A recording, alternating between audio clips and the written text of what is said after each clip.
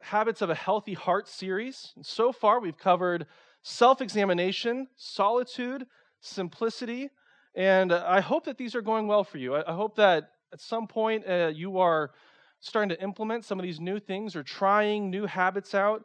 But I just want to remind us something. This series, this 5-week series, is just a crash course in the Christian life, what some would call practicing the way of Jesus. And it's unrealistic to expect to be perfect at any of these things right away. And so I know that for maybe some type A, some achievers out there, and maybe you're feeling discouraged of like, I tried it once, it went terribly, never going to try it again. Don't do that, okay? This whole reminder is just to help you understand that as Jesus lived this out and modeled it for us, yes, he was perfect, but for the rest of us, we are supposed to master this over a lifetime. This is a lifelong endeavor to follow Jesus and to get better at some of these things, that they would become natural for us. And this is what we call spiritual formation. And spiritual formation, it cannot be fast-tracked. It cannot be like in a microwave. We just start it and we're good. It takes time. It's a slow cook. And so I just want to say yes, this will help us in our 2025. This is going to help have better habits and a better, healthier heart and life. But really, it's going to be better for 5, 10, 15, 20 years from now. If you start now and you keep with these practices and these habits, the investment in your relationship with God now will pay just infinite dividends in years to come. You will be so much closer and have a relationship that is so much deeper and more intimate with God way down the road. And so we want to start now, but have grace with yourselves. Take your time. Don't be discouraged. And so solitude, simplicity, self-examination, they just all take time. All right? You guys encouraged now? Not discouraged? Good. All right. I say this every week. We both say this. Anyone who's preaching in this series has said this, but we need to be reminded of it, and it's true, that in our world, our Western culture, we value production, efficiency, results, so much so that we wear ourselves down to the bone just to be considered successful in other people's eyes. We think of, that's how you're supposed to live. That's what we were made to do. Here in our world right now, I got to do everything. I got to work around the clock. I can't stop. I have to grind just to keep up and just to be. If I'm not doing that, then am I even being successful? Am I being a good person? Am I providing for my family? If we don't have multiple irons in the fire, are we even trying? Thoughts like this probably stir in your head. And what's interesting is that now there are studies coming out that the results reveal that it's not so healthy for the body to be working so much. There's an article circulating that says 1 lazy day a week is actually good for us. It's better for blood pressure and for your mental health. And maybe our Western society is learning that, rediscovering that, but it's actually been around for centuries. And actually, that's how God created us to live. To live in a rhythm where we take 1 day off from the rest of the week and to rest. And so I think culture today is rediscovering an ancient practice that the Bible calls Sabbath. And so today we're going to take a look at what Scripture says about the healthy and necessary habit of Sabbath. What is Sabbath? Well, the Hebrew word for Sabbath is Shabbat. Maybe you've heard that word before. At its most basic definition, it means to stop. Just to stop. And if you were to read this in the Hebrew in the Old Testament a lot, it's a rhythm that something is happening, all of a sudden, Shabbat, everything stops. It also conveys this idea of rest, of delight, of worship. And so the definition that we're going to go with, a fuller definition given to us by Practicing the Way, is a 24-hour time period in which we stop all work and set aside the day to rest, delight, and worship. I love this. We got to stop. 1 day, we got to stop. And then it's not just stopping. We don't just not do anything. We're active in resting, delighting, and worshiping God. All right, so that's what Sabbath is in the most basic sense. Why do we Sabbath? Well, we don't Sabbath because it's good for us. It is good, but that'd be a selfish reason. God, I want to be better, so I'm going to Sabbath. And all of a sudden, we're at the focus of our Sabbath, if we view it in that way. Sabbath is full of intentional moments and effort, and it looks different than the other 6 days where we are often working and figuring out our lives, and there's a bit of focus on us. But we Sabbath, one, because Jesus did. Many of his stories in the New Testament, in the Gospels, take place on the Sabbath. And the ones that happen on the Sabbath are often stories of healing and deliverance. Because the Sabbath is a day of healing and freedom. So we Sabbath because Jesus did. We Sabbath, James Clear says that he describes a keystone habit is a habit out of which other good habits flow. And Sabbath is a keystone habit in the Christian life. Out of Sabbath flows a prayer life, a life of simplicity, of solitude, self-examination, sorrowing, fasting, generosity, and so much more. The life that we live is often fast-paced, and the busyness that we live in is often overwhelming. And so we Sabbath to fight against that, to fight against chronic exhaustion. The more exhausted we are, the harder it is to love others, to love God, to be a good husband, father, wife, mother, brother, sister, whatever it is. It is so much harder when we are at our lowest to be a good anything. Tired and exhausted people are not as loving. In fact, they're more selfish, prideful, prone to condescend, to judge, discouragement, despair. Think of your life if you had a battery, right? And you were 100% is living life to the fullest the way that God intended, and 0% is dead. All right. We are often not at 100%, and we don't really rest and stop until we're dangerously low, around 30%, 20, sometimes even 10%. And then when we do rest, we don't often rest long enough or do it in a way that gets us back to 100%. We often just get to like 70%. Like I can survive, I can function this day. But that's not the way that God intended us to live. Day after day, week after week, year after year, we can get into this habit of just being at 70% and say, I'm doing it. Life is going. Sometimes it's actually kind of good. Have I ever been fully rested? Have I been living life the way that God intended? Probably not. But here we are, 5, 10 years later, and okay. But really, if we were to look at our souls, we're probably exhausted, tired, depleted. Jesus says in Matthew, he says, "Come to me, all who are weary and burdened, and I will give you rest. Take my yoke upon you and learn from me, for I am gentle and humble in heart, and you will find rest for your souls. For my yoke is easy and my burden is light." Jesus was telling his disciples and reminding them that true rest is found in him.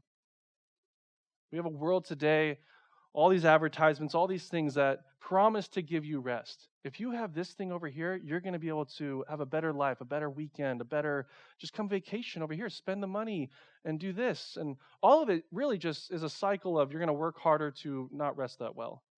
And Jesus is saying, you don't need any of that. I have taught you, I have given you, I've actually created in you the desire to have a Sabbath. There was once a study done on people who practiced regular weekly Sabbath for over a long period of time. And the study showed that those people, this is like a weekly, I don't know if it was a Sunday, but maybe a Saturday, every week for the whole lives, those people lived on average 11 years longer than people who did not Sabbath. It's exciting, yes. One scientist did the math and came to the conclusion that every day you Sabbath, you are essentially adding a day back to your life. So why don't we Sabbath?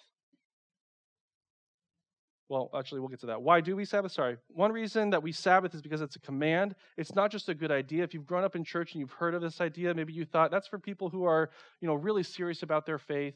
But the truth is, it's for every Christian. We are to be practicing a Sabbath. It's a command from God. In Exodus 20, we'll get to this in a bit. In the fourth commandment, you are to keep the Sabbath, keep it holy.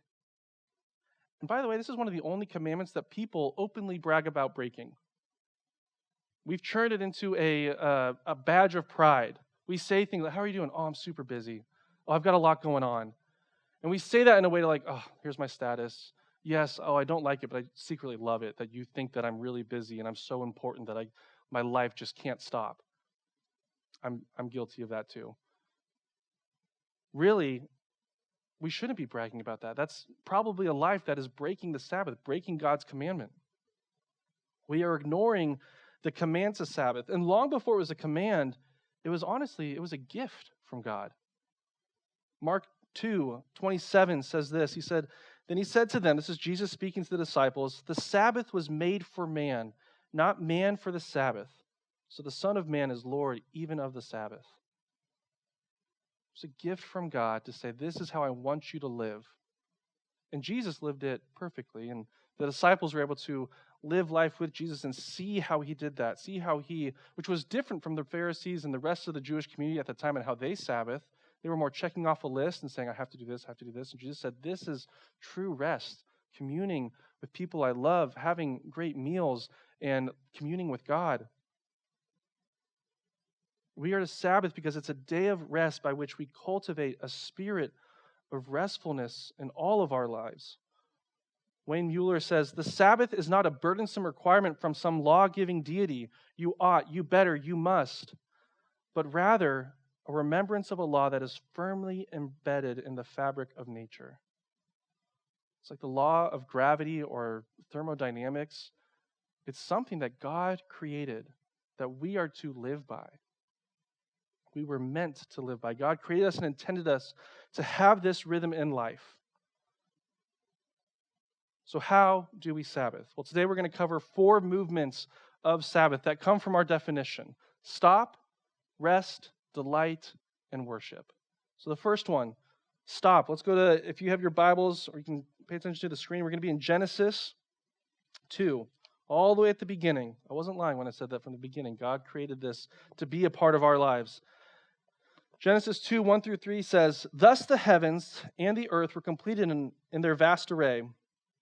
By the 7th day, God had finished the work he had been doing. So on the 7th day, he rested from all his work. Then God blessed the 7th day and made it holy, because on it he rested from all the work of creating that he had done." God Sabbathed. You may be saying, but I'm type A, I've got a lot going on, I've got a lot to accomplish. God Sabbathed. Maybe you're a parent, you say, I can't, I got kids, we got school, God Sabbathed.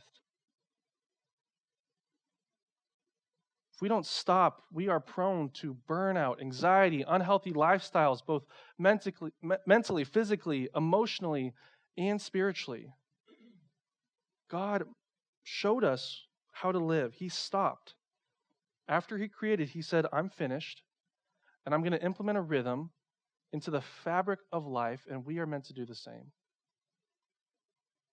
God builds a 7-day rhythm into our lives.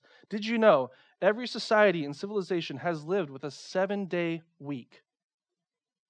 It's the only moment of time that doesn't revolve around the stars like so many of the other rhythms in life do. This is a God-created rhythm, 7 days. We were built to have 7 days, 6 days of work, 1 day of rest. And did you know that the last time society tried to change the 7-day work week was in 1795 during the French Revolution? And they changed it to a 10-day work week. One, to up productivity, and also as a way to rebel against God. They were going against Christianity. And do you think that the results were positive and good? No, absolutely terrible. They were actually less productive. There was an increase in suicides and overall exhaustion. It failed miserably. And now what we might be thankful not to live in 1795 and dealing with a 10-day work week. We are in some ways living that all over again in our society in this digital age, where work can follow us home, where our minds can never stop ceasing and engaging in stuff that we have to do. If it's not the official work that we do, maybe it's bills or maybe it's chores at home, the projects, our minds and our lives can just keep going and going and going day after day after day. We can get into a non-stop rhythm. And that is not what God meant for us to have. And so that's the first movement of the Sabbath. We stop all of our regular responsibilities, our duties, our work. And work, by the way, is not just what you do for an income. Work can be the chores at home, doing dishes, laundry. It could be homework. Work is anything that is, well, we'll get to that in a little bit. Don't think of it as just your job.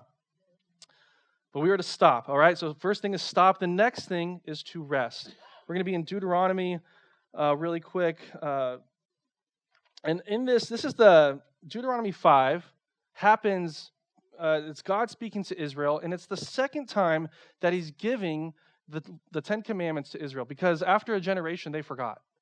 God gave, if you know your story in the Bible, Exodus, Moses, up on the mountain, God gives them the Ten Commandments, and he says, this is how you're supposed to live. Well, after a generation, 40 years later, they're like, what was all that again? What were those laws? We're not really doing that. And so God gives them the Ten Commandments again, but he fills it out a bit. He's like, you guys failed miserably the first time.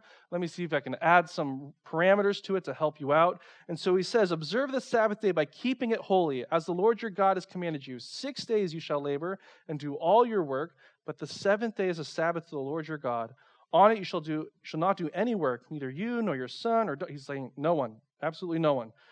And it says, remember that you were slaves in Egypt, and that the Lord your God brought you out of there with a mighty hand and an outstretched arm.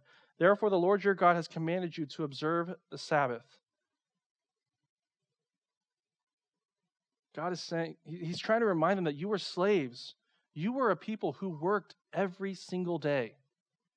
You were a people who didn't get a Sabbath, who had to continue and just work your body literally to death for many of their ancestors. And he's saying, God is trying to say, you need to stop. You need to rest. And so this resting idea is saying, I will go this far and I will go no further. I will go 6 days and then I need to stop. The reality is for us today that we work more than ever before. We have more than ever before, and we are unhappier than ever before. And it's so easy to get sucked into the culture of just wanting more, doing more. And it doesn't have to be like this. And so Sabbath is stopping and it's resting, and the resting is an act of resisting. Rest is an act of resistance. Sabbath brings a rest to our souls, to our whole person. And it's a resisting this call from the world to want more, to live the way that everyone else is living, to keep going and to keep grinding. It's saying, no, I'm going to resist that, and I'm just going to stop, and I'm going to choose to rest. Work can be a good thing, but it's not the thing that our life should revolve around. We need to have these moments in our lives regularly where we rest in God, we trust in Him. Just like Pastor Chris preached last week in simplicity, we resist the longing for more. We say, I have enough, I am enough, because God is more than enough. And so we stop, we rest, we resist, and then the next movement in our Sabbath is to delight. This is, honestly, I'm so excited to talk about this. This is so good. Timothy Keller says, because the world is full of ugly things, we need the Sabbath to feed our soul with beauty. I love that. We need moments. There's so much going on in the world around us, and so much ugliness, so much sin, so much brokenness. We need a day to focus on the good, to delight, to focus on the beauty. In Genesis, the Bible tells us that the world is full of good from God. God saw the world that He created, and it was good. At the same time, we also know that there was a lot of brokenness after sin entered the world. John 16:33 says, I have told you these things so that in me you may have peace. In this world you will have trouble. It is brokenness and trouble are a part of our lives. Trouble and with it sorrow are inevitable. Joy is not. Joy is something we have to choose over and over and over again. When it comes to Sabbath and this idea of delight, past generations often treated Sabbath with a very somber mentality, very serious. It's full of religious duty and legalistic rules. Today, we kind of lean towards Sabbath is just chill. I'm going to stop. But I don't really want to do much. I'm just going to chill. And both can miss this essential truth. The Sabbath is designed by God as a day to give yourself fully to delight in God's world.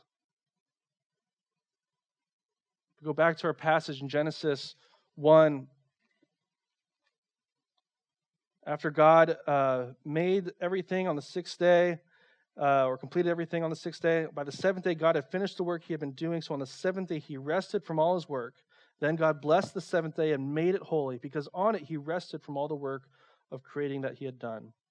The idea here isn't that God is burnt out. He's like, oh, that was a lot. I'm tired now. I need a rest. But Shabbat, it means to stop to rest, and it's also this idea of delighting. God is delighting in his work. It's that moment. I know it's winter right now, so we haven't done this recently probably, but maybe springtime and you do a bunch of yard work. Maybe you've dug up a bunch of stuff, you've planted new flowers, and you're all dirty, and your yard is looking good. You've washed, you go inside, you shower, you come back outside, you grab a glass of lemonade, and you just sit in your backyard, and you just enjoy, look at that. Look at my beautiful backyard. Look at those flowers I planted over there, those trees. That's the moment of what God is doing on the Sabbath. He's like, I did all that work, and I'm delighting in the work that I did. Or maybe you've been working on a project at work and it's taken months. And so in the office, you have a party with your coworkers and you just celebrate hey, we just finished this project. It was fantastic. That's the idea. It's the word Shabbat the word for bless in this, God blessed the seventh day. It also means to make happy. And so our Sabbath in a 24-hour time period to follow God's example of stopping, we need to delight, to make happy. There should be joy in our Sabbath. So what do we delight in? Well, we delight in God's world. In the Hebrew, it says, delight in the tov. Tov is this word good. All that is good. God saw that it was tov. We need to take time to look, and on the Sabbath, look and be like, man, God is stuff that's happening around us that is good. We can delight in our life in God's world. Scientists tell us that our minds are drawn to the negative more than the positive at a rate of 14-1. We will remember and focus on 14 negative things compared to just one positive thing. We need to be proactive in praising God and thinking of God's blessings in the world around us. On the Sabbath, we take time to do that, to focus on the positive that God has given us. And then we also delight in God himself and the access we have to him and the salvation that he brings, and the joy and peace and grace and love that he gives to us every day. The truth of it is, while many of us believe in Jesus, very few of us have learned to enjoy him. Sabbath is an opportunity to practice enjoying God.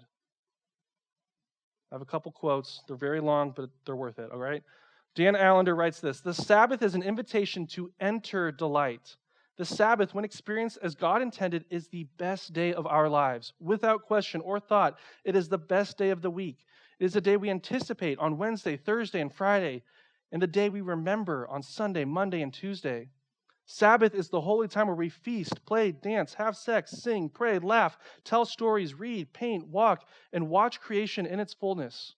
Few people are willing to enter the Sabbath and sanctify it, to make it holy, because a full day of delight and joy is more than most people can bear in a lifetime, let alone a week.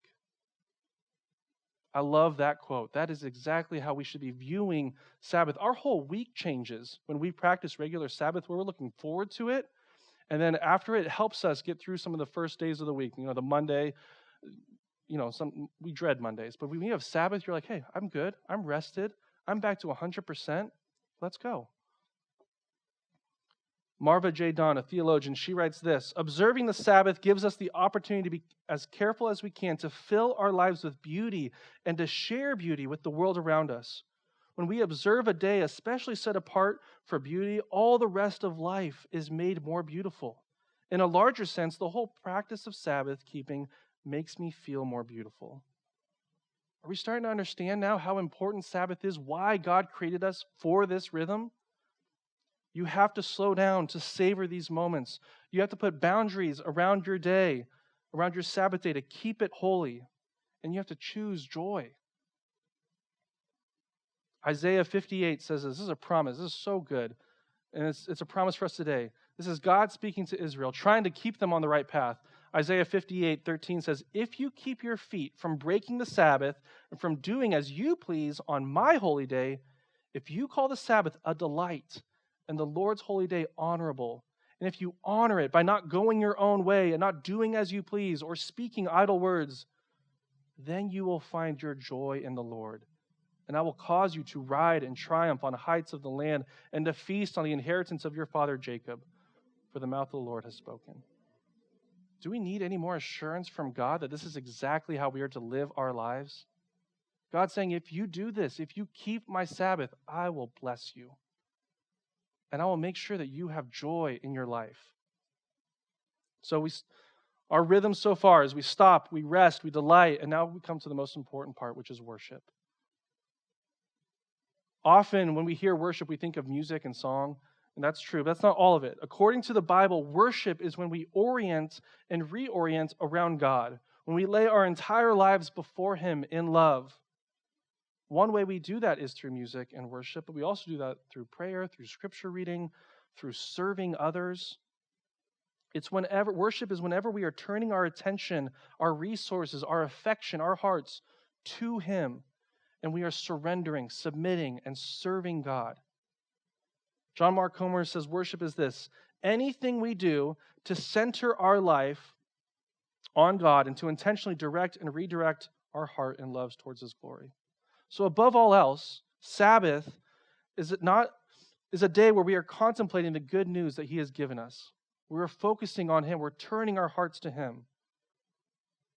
On the Sabbath, we make space to come back to God. And when we do this, when we are intentional about this, we are keeping the Sabbath holy. Genesis 2, again, says this: by the seventh day, He had finished the work He had done. Then God blessed the seventh day, and He made it holy. What does holy mean? Holy means set apart for Him. He is saying 6 days are this, but this day I have made holy. I've set it apart. It is supposed to be different. And He instructs Israel to do the same. He gives them further instruction in Exodus 20. This is the first time He gave the 10 Commandments. He says, remember the Sabbath day by keeping it holy.